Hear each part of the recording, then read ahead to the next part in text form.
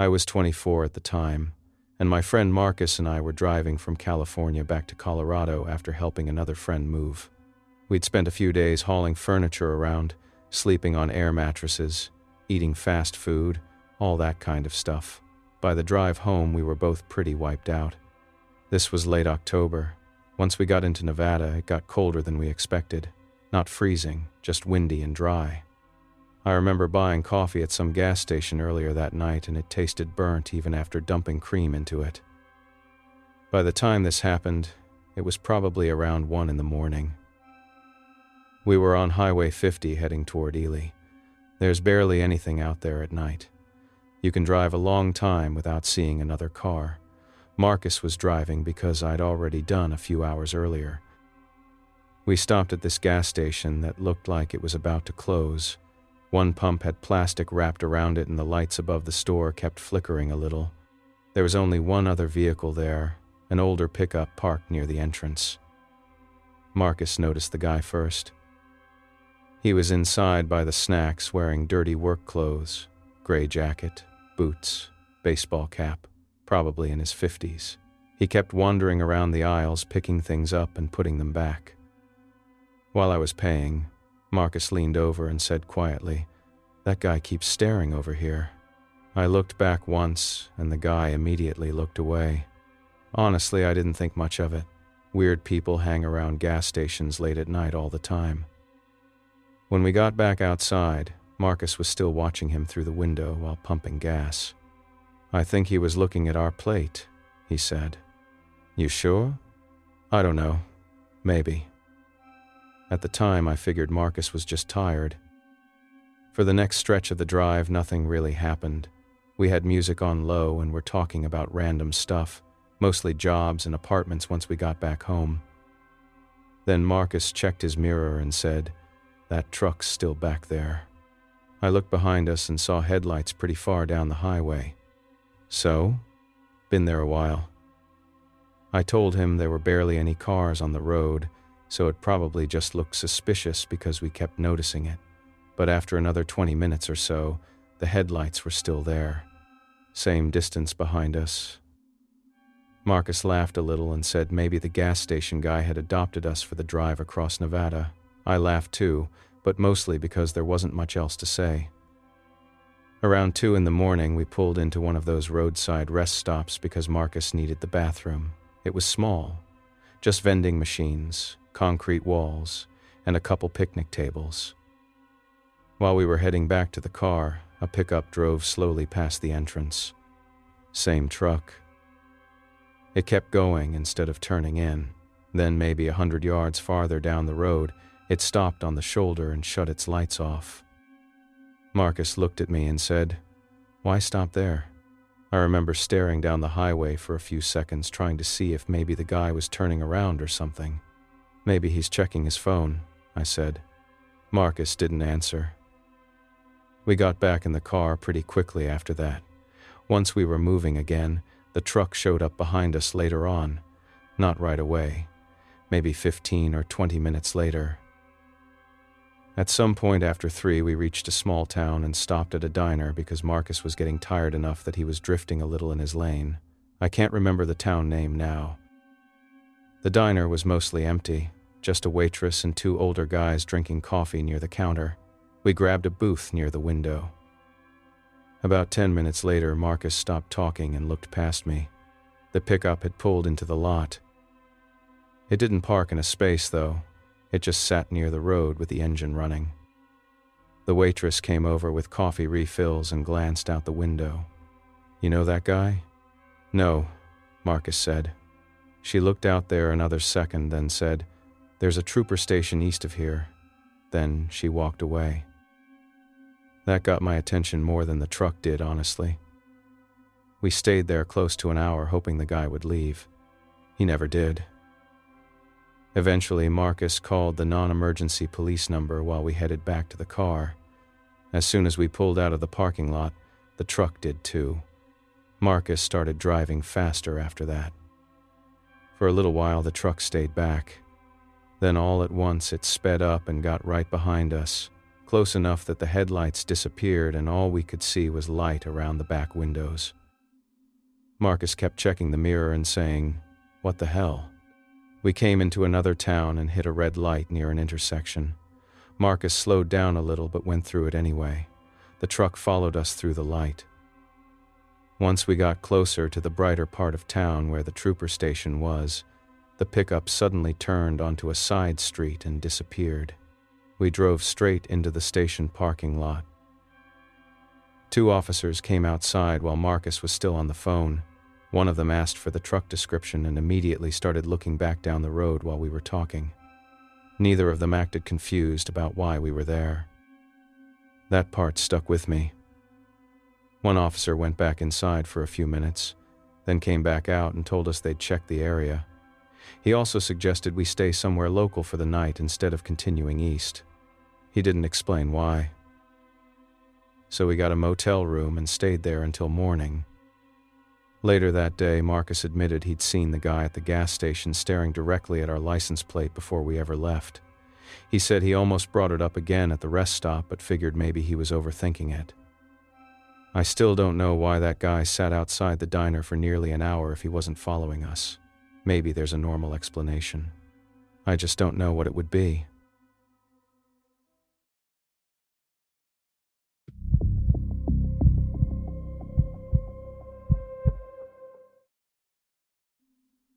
This happened in northern Wisconsin about 4 years ago.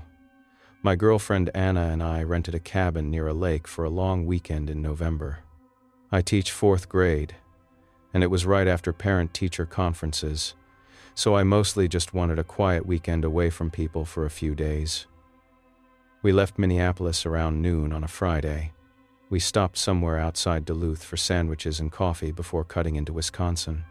By the time we got farther north, it was already getting dark. That time of year up there, it starts feeling late way earlier than it actually is. Most of the roads were 2 lanes with stretches where you wouldn't see another car for a while. The cabin was one of those vacation rentals online, pretty basic. Small dock, gravel driveway, wood stove inside.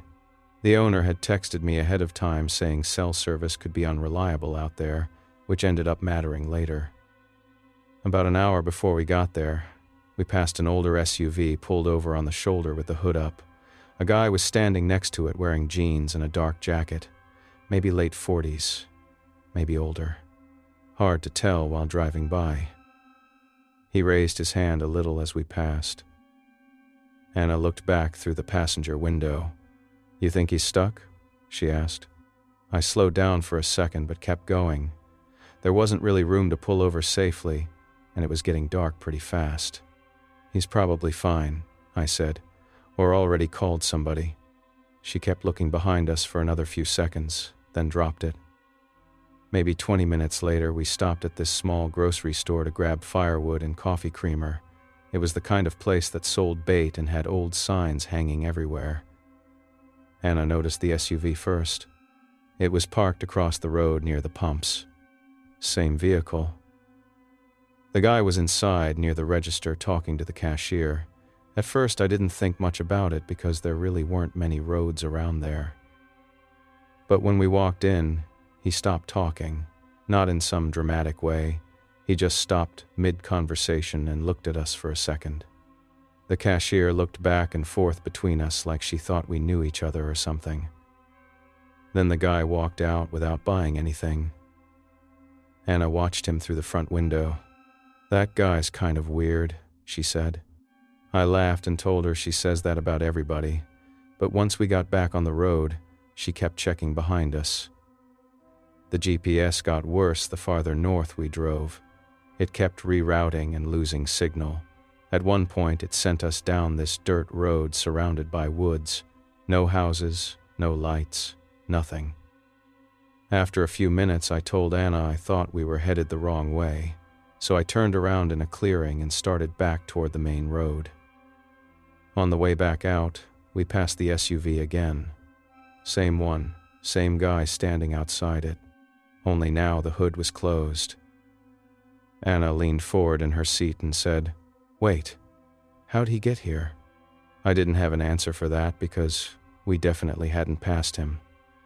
As we drove by, the guy just watched us, didn't wave this time. After that, we both got quieter. We finally found the cabin road and got there a little after 6. It was fully dark by then. There were a few other cabins somewhere along the lake, but you couldn't really see them from ours. For a while, everything felt normal again. We unpacked our stuff, got the fire going, and made frozen pizzas we'd brought in a cooler. Around 8 or so, headlights passed outside. I noticed because the light moved across the living room wall. A few minutes later, the same headlights came back the other direction. Anna looked up from her phone and said, "Doesn't this road end at the lake?" "I think so," I said. Maybe 15 minutes later, the headlights passed again, slower this time, then nothing for a while. Around midnight, Anna woke me up, whispering my name. At first, I figured she heard an animal outside or something. Then I heard footsteps on the gravel. Slow footsteps. They weren't right outside the bedroom window at first, more off to the side of the cabin. A few steps, then quiet, then a few more. Anna was sitting up, staring toward the window. "There's somebody outside," she said.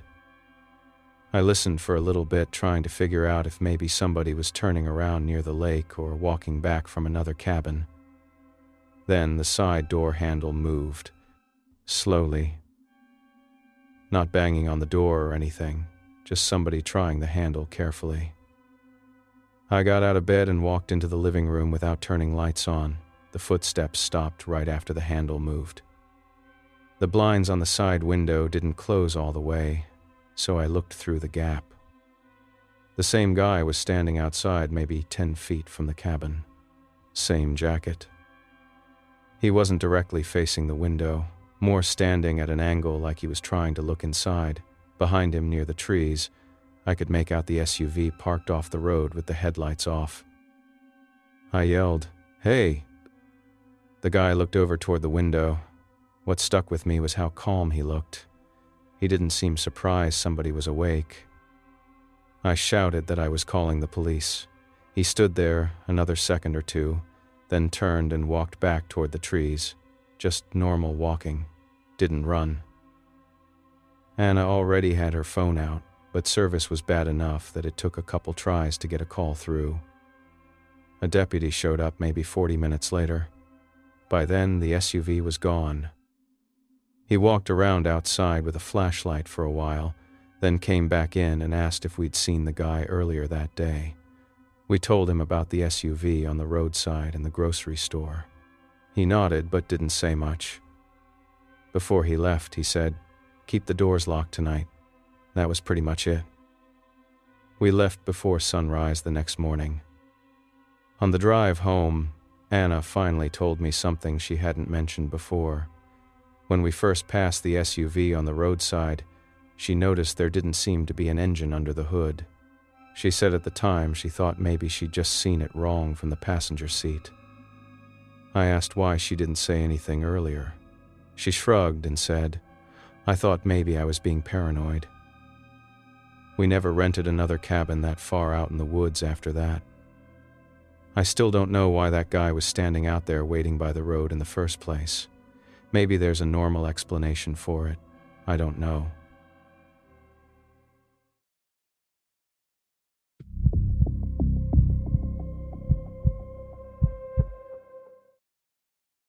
This happened when I was 16. My parents drove my younger sister and me from Texas to Florida during summer break to visit relatives near Orlando. It was one of those long family trips where everybody starts getting annoyed with each other after a day or two because nobody's sleeping right and you've been eating fast food the whole time. We left the Dallas area really early. My dad liked getting on the road before sunrise, so by lunch we were already in Louisiana. I mostly remember how humid it was the entire drive. Every gas stop felt miserable because the second you stepped outside the car, your clothes stuck to you. My sister Emily was 10 at the time. She spent most of the trip watching movies on one of those portable DVD players with headphones on. My mom kept passing snacks into the back seat every hour like we were still little kids. Most of the day was normal. Sometime outside Baton Rouge, we stopped at a huge truck stop off Interstate 10. Packed place. Families everywhere. People getting food. Truckers walking around. My dad was pumping gas while my mom took Emily inside. I stayed outside because I didn't feel like walking through a crowded store. That's when I noticed the van. Gray van. Older one. Parked near the edge of the lot. The driver was sitting inside with the window halfway down. I only noticed him because he didn't seem to be doing anything, not getting gas or eating, just sitting there watching people come and go from the building. At one point, Emily came back outside holding candy my mom had bought her, and the guy smiled at her through the window when she walked by. Not some huge, creepy grin or anything, just enough that I noticed it. I remember thinking it was a little odd, but I didn't say much about it. Later, I mentioned it to my dad, and he shrugged, probably waiting on somebody. So we got back on the road. A few hours later, we crossed into Mississippi and the weather got worse. Heavy rain on and off, the kind where traffic slows way down for a while. At some point, I noticed headlights behind us that looked uneven. One was dimmer than the other. Same gray van. I pointed it out to my dad and he checked the mirror. Probably not the same one, he said. Maybe 20 minutes later, the van passed us and disappeared ahead. I figured that was it. Then later, we stopped for food somewhere near Gulfport at this fried chicken place attached to a gas station. A few minutes after we sat down, the gray van pulled into the lot. It parked farther away from the building this time. The driver stayed inside. My mom noticed before I said anything. "Is that the same van?" Dad looked outside for a few seconds. "Could be," he said.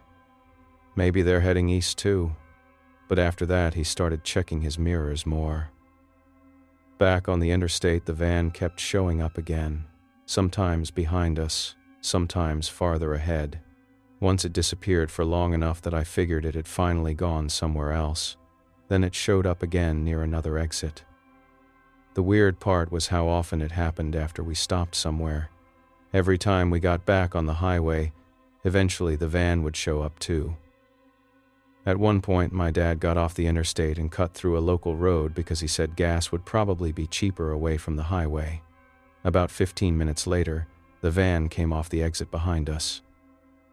Nobody really talked after that. Finally, my mom said, "Okay, now it's weird." Dad still tried explaining it away. He kept saying maybe they were just making the same drive we were, but he locked the doors after that without saying anything. By later that night, the storms were bad enough that my dad decided to stop driving. I don't remember the town. Somewhere in southern Mississippi near the interstate. Just chain motels and fast food places off the highway. We checked into a motel around 10. Rain was still coming down lightly while we unloaded bags from the trunk. I looked across the parking lot and saw the gray van parked near the back behind a row of bigger trucks. I stared at it for a second. Dad noticed where I was looking and stopped unloading the car. Neither of us said anything in front of Emily. Inside the room, Dad checked the curtains a couple times before going to bed. Around midnight, everything felt normal again. No noises outside, nothing unusual. At one point, Dad even joked that we'd probably convinced ourselves some random guy was following us. Eventually, everybody went to sleep. Then, around 2 in the morning, somebody knocked softly on the window beside the motel door. Just 2 taps. I woke up because my dad was already sitting up in bed. A few seconds later, there was another knock. Dad walked over and pulled the curtain back maybe an inch. Then he stopped moving for a second. My mom quietly said, "What?" Dad turned around and said, "Bathroom, now." She grabbed Emily and took her into the bathroom right away. I stayed near the bed while Dad kept looking through the curtain. Then there was another knock, and somebody outside said my sister's name. "Emily?" Not loud, just normal talking. That part never made sense to any of us. Dad grabbed the motel phone and called the front desk first instead of police. I think he figured motel staff getting outside quickly might scare the guy off faster. Before anybody came out, though, headlights moved across the window. The van was leaving. Dad called police after that, but the van was gone by the time officers showed up.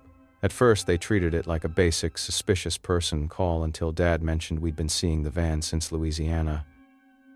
Then one of the officers asked for the plate number. None of us had it.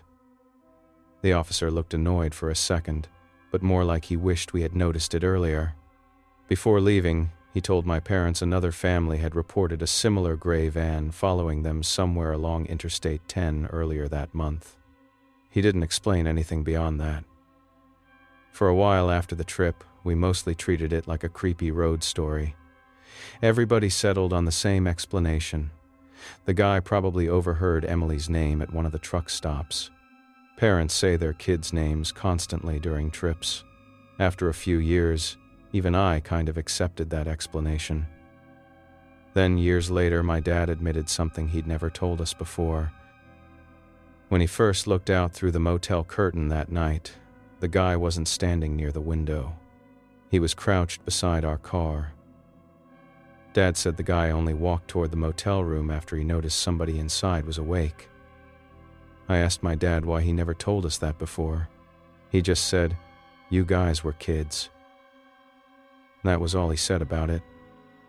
My sister's in her 20s now and still checks parking lots before getting out at motels during road trips. I still don't know what that guy planned on doing, and honestly, I'm okay not knowing.